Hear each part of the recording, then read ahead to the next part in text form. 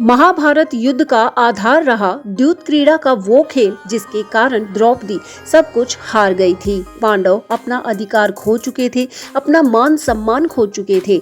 द्रौपदी रोती बिलखती जब सबसे सहायता की पुकार कर रही थी, तब कोई भी उसकी मदद के लिए आगे नहीं आया था।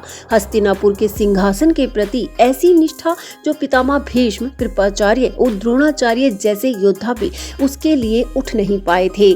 तब जाकर दुर्योधन की माता यानी गांधारी ने आकर द्रौपदी की लाज बचाई थी। श्री कृष्ण के बाद वो गांधारी ही थी जिसने द्रौपदी का साथ दिया था। यहाँ तक कि पांडवों ने भी इतना साहस नहीं दिखाया कि इस खेल को रोककर द्रौपदी के सम्मान को बचाया जाए, लेकिन गांधारी ही वो शख्स थी जो सभा में आती हैं और अपने ही पुत्र को लताड़ती हैं। भरी सभा में द्रौपदी के चीरहरण की बात को सुनकर का हृदय व्याकुल हो गया था और दुर्योधन को भरी सभा में उन्होंने लताड़ा था।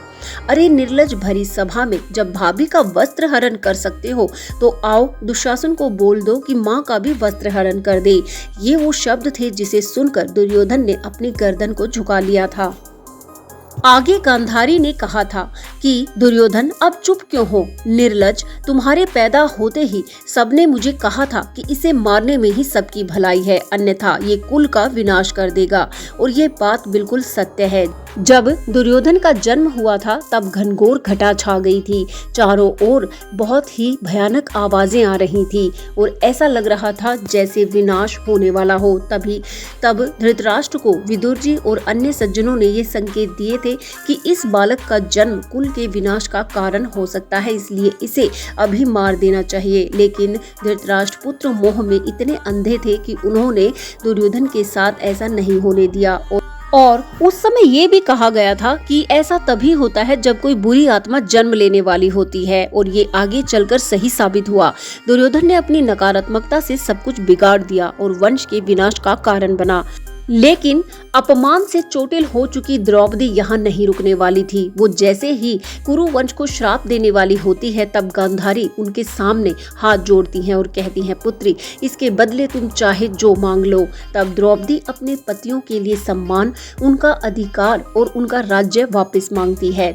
तब गांधारी के कहने पर दुर्योधन ने माफी तो नहीं मांगी, पर धृतराष्ट्र पांडवों को उनका राज्य वापस देने का वादा जरूर कर देता है।